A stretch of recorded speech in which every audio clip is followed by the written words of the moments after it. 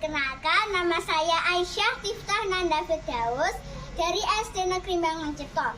Ingin membawakan cerita sejarah singkat Sanun. Sanun lahir pada tahun 1926 di Trukan. Sejak kecil, ia diasuh oleh ayah dan ibunya. Umur 10 tahun, ia masuk sekolah di Sekolah Kaula Pakualaman Girigondo. Letaknya di samping gerbang masuk makam milik keluarga Kadipaten Pakualaman.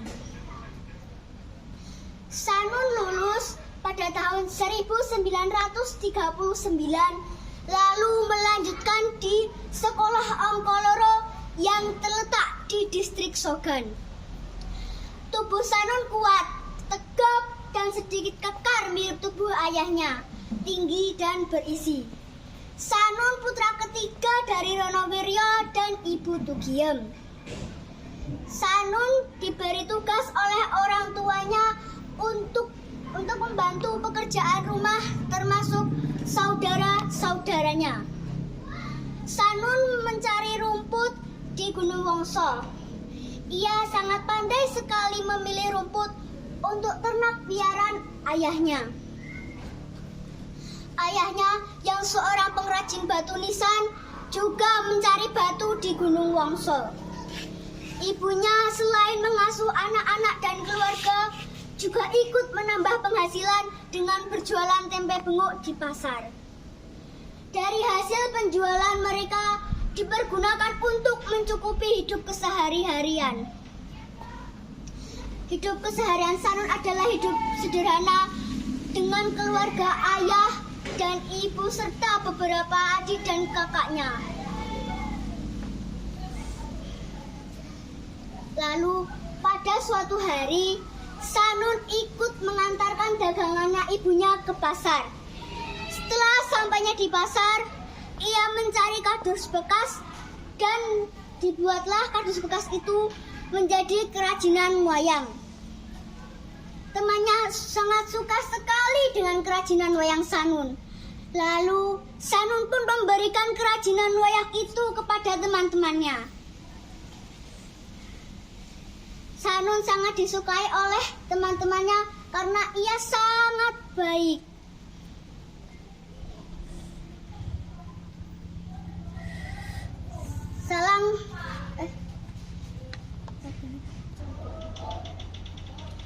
Bahkan ketika tugas utamanya mencari rumput selesai, ia menggantikan adiknya menggembala sapi dan kambingnya ayahnya.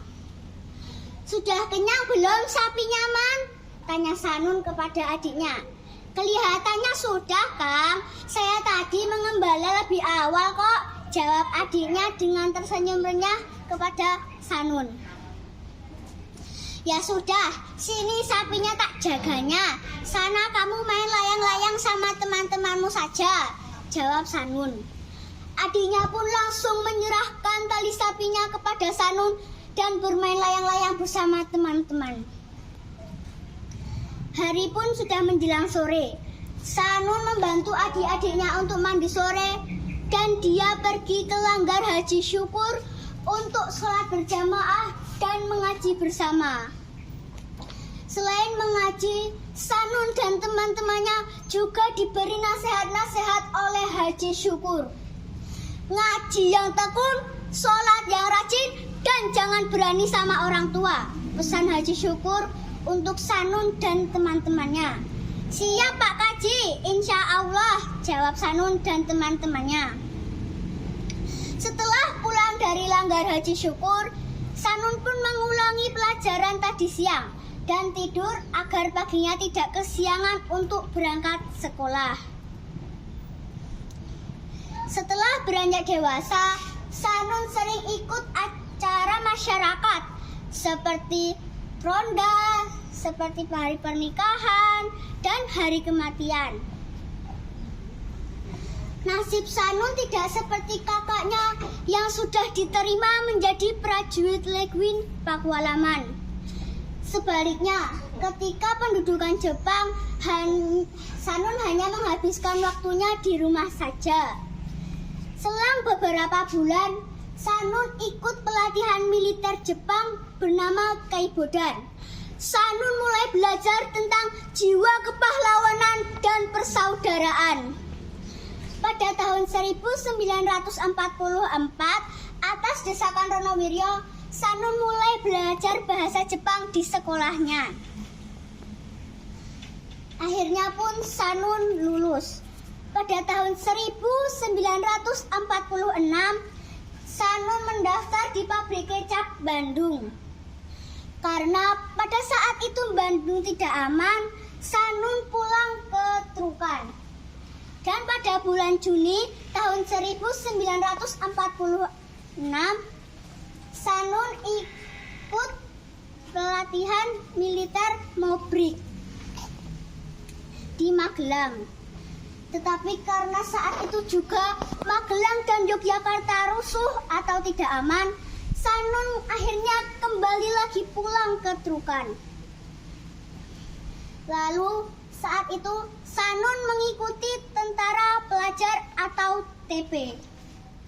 Dia ditugaskan untuk menjadi pengintaian di pos Bantar.